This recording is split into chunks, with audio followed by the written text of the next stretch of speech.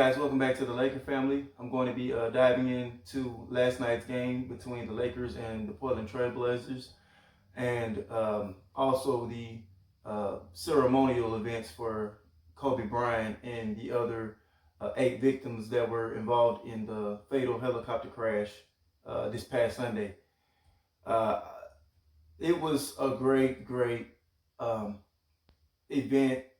I don't think they could have done it any better than the way they handled everything, and the passing of Kobe Bryant and the other 8 victims. It was special, and not only did it bring us to tears, it also was able to let us celebrate the lives of those wonderful people that were lost, and uh, from the people coming together outside of Staples Center, and the way it's bringing so many different communities together.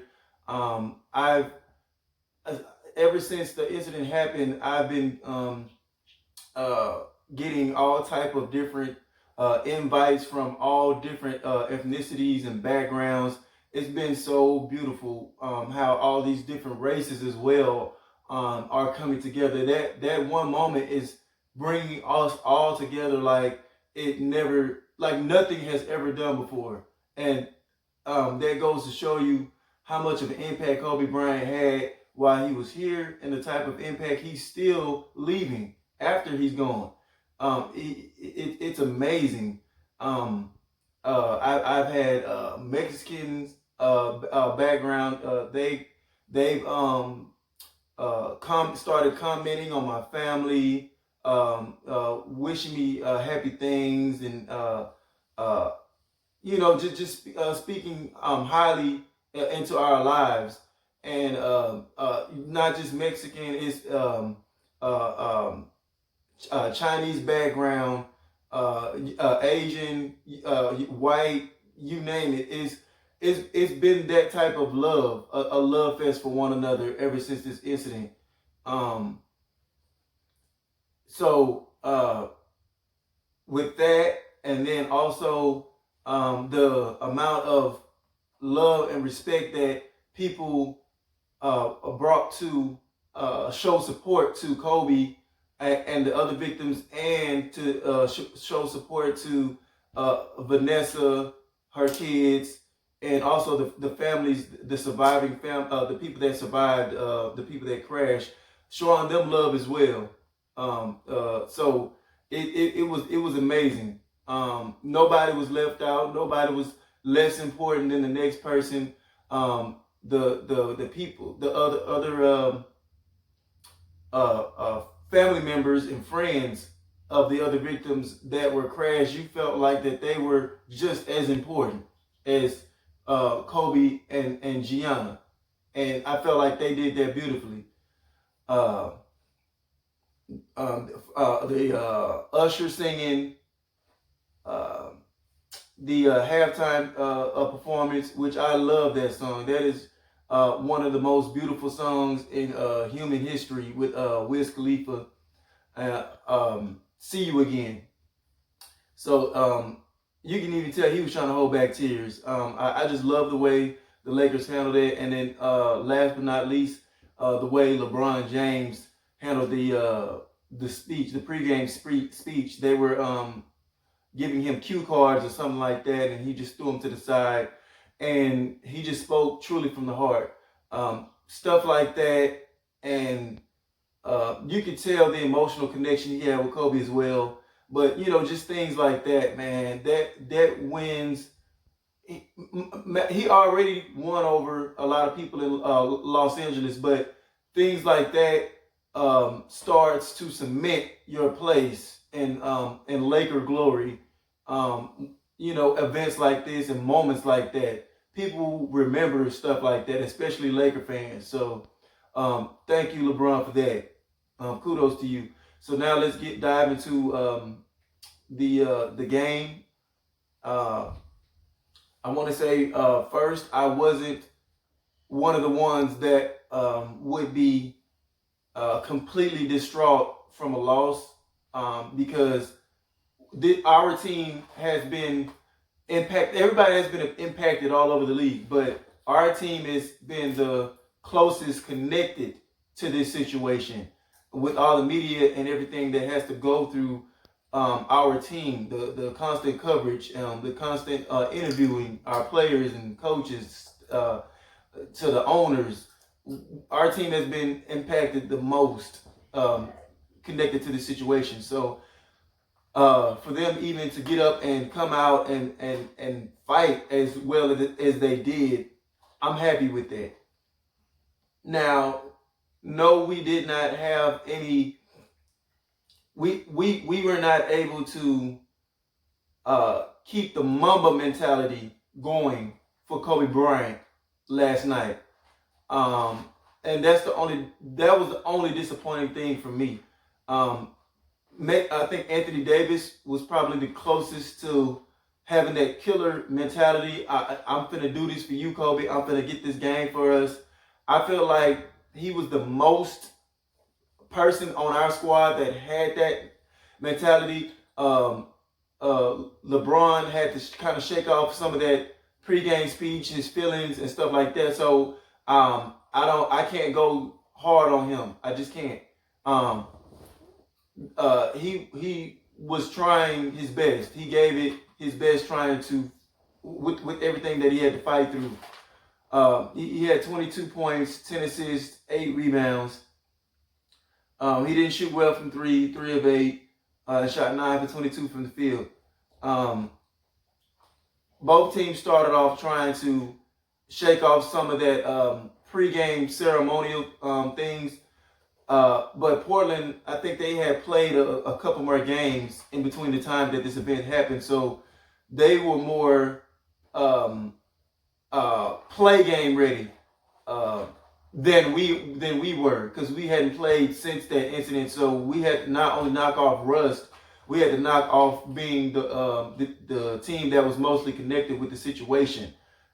So you could tell that early on, like the first 5 minutes or so, it just was still an eerie feeling in the building. Like people, not only the players, the fans and media, they had to kind of reprogram their minds to from the Kobe things. And once they started kind of kicking in a little bit, we started, finding our groove, getting a little bit more balanced. Anthony Davis was just killing. He was a machine out there. He was looking like an MVP player out there. He ended up with 37 points, 15 rebounds, 6 assists, 1 steal, 5 blocks. If that ain't MVP numbers, I don't know what is. And Anthony Davis left it out there on the floor last night. What I'm starting to kind of sense is Anthony Davis might be becoming our most important player. And that's saying a lot, because LeBron James is really, really, truly great. And he does orchestrate a lot of the things necessary for this team to function well. But I'm noticing every time Anthony Davis goes to the bench, it's like we're having some struggles scoring. We're having some struggles defending. We're having some struggles getting any type of cohesion. And it doesn't look quite the same when Anthony Davis goes to the bench. I don't know. It just looks out of sync. Kyle Kuzma came in and he did some good things last night. There were a couple of boneheaded, turnovers on his part. He had 4, and but other than that, I felt he played better than a decent game. 17 points, 15 rebounds. So it was just really those 3 guys that were kind of doing enough, but the rest of the team, I felt, fell short. Howard didn't look himself. He looked like Dwight Howard may have been an emotional wreck still itself, because he was overdoing some things out there. trying to rough folks up a little too much, getting some foul calls on him, and he couldn't stay in the game. JaVale McGee, I think this was his first game back from his illness, so he was shaky. He did have 2 blocks, but he just didn't look like the JaVale McGee that we need.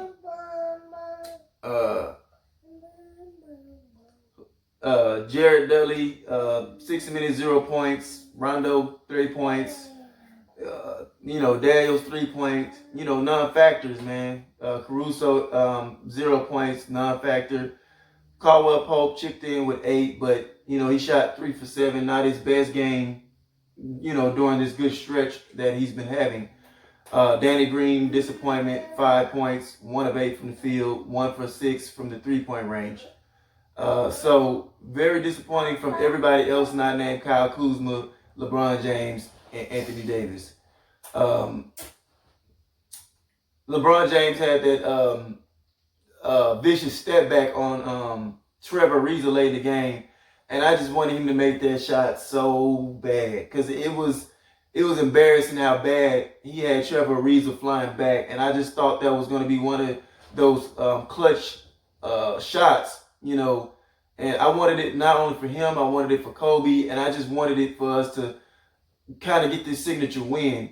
And it would have put the icing on the cake for already a beautiful night.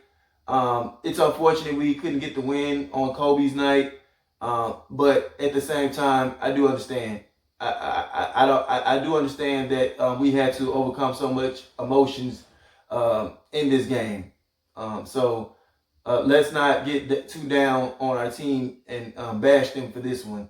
The only thing I can say is that we are a good but imperfect team. We are better than good, but an imperfect team. But the thing about it is, no team this year is perfect. No team. Every team has flaws. Some good teams have bigger flaws than what we do, and we just got to find some ways to overcome them. And I told y'all against the game against Philly Saturday that I felt like our biggest weakness is we're just soft. We don't have no dogs on this team, and I don't feel like a trade would necessarily just boost us up, to this historically greater team than what we already are.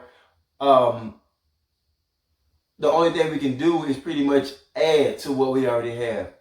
And that's by Darren Collison, somebody like that will be cheap off the market, but can still bring you good value. And guys like Andre Iguodala, a dog type of player that can bring good value, but you can only acquire Iguodala through, via trade or a buyout from the Memphis Grizzlies, which they're stated they are not willing to do at this moment. So it's highly unlikely we will get Andre Iguodala via trade because we simply don't have enough for what Memphis is asking for via trade. We would just have to cross our fingers and hope they buy him out. We have to hope that the market dries up for Iguodala and nobody else is willing to give up that much to Memphis, and then they have no choice but to buy Iguodala out. That's all we can hope for with that situation. But maybe somebody like Darren Collison, we can just go ahead and get now to instill some juice into this team. That's all we need is that little umph. That's all we're missing. Is because it's like we have the pieces, we just don't have that umph type of player. That dog, like I keep saying. But we just got we pretty much just got danged. We got Damian Lillard tonight. He was the one to channel that inner mama mentality on Kobe's night, and he kind of spoke to that after the game, and his feelings and thoughts on that. But he was having a relatively mediocre game early on, and I want to say somewhere in the third quarter, he went down the lane and he felt like he got hit and didn't get the foul call, and he was very angry about it. I think he got a tech, but after that, it was all she wrote. It was like Damian Lillard got mad, upset, and he just took the game completely over. Dude exploded, man. It was like 48 points, something like that.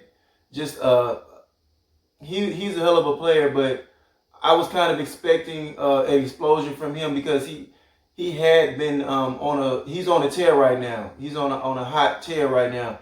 It's just nobody really notices because he's playing in Portland, and that's like one of the less media covered markets. So I felt like, oh, we're doing okay. We're doing okay against him. We're doing okay. He's not going ballistic, and then that happened. He got upset, and boom, game over. Dude just constantly hitting clutch shot after clutch shot. No matter how close we got, he hit another clutch shot. And so the guys, he's an animal. He's a beast. And he deserves credit. So that's 2 games in a row where I felt like the other team's superstar won it for them. Last game was Simmons, and now this one, Damian Lillard, which is very unfortunate. But we just gotta, I don't know, we just gotta find a way to come together as a team and make do with what we got until Rob can maybe add a piece here or there. We got a game again tonight against the Sacramento Kings, against the lukewarm coached team. So let's use this game tonight as another stepping stone of moving forward and just continuing to celebrate the life of Kobe, but not be stuck in mourning mode. Hopefully they were able to get all the tears. You would never stop crying inside here and there about somebody passing, but you want to eventually graduate to the state of celebration and just being happy about that person's life and what they were able to still accomplish even after they were gone. So let's look forward to a win tonight. And me and Grace, thank y'all for joining us. It looked like she's back sleepy now, but thank y'all for joining us, and we will be back with another recap of tonight's game. If y'all haven't joined the Laker channel, the Laker family, please like, share, and subscribe. Thank y'all. I love all y'all. Peace.